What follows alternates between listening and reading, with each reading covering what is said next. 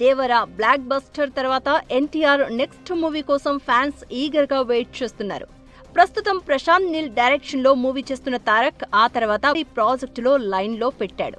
Tarak next చేయబోయే సినిమాకు సంబంధించి ఇప్పుడు గాసిప్ తెగ వైరల్ అవుతోంది.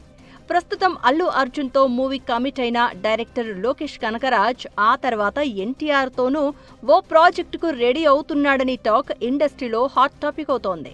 ఇది దాదాపు ఫిక్స్ అయ్యే అవకాశాలు కనిపిస్తున్నాయని తెలుస్తోంది. పాన్ ఇండియా రేంజ్ లో తారక్ తో లోకేష్ ఓ భారీ యాక్షన్ థ్రిల్లర్ ప్లాన్ చేస్తున్నాడని తెలుస్తోంది.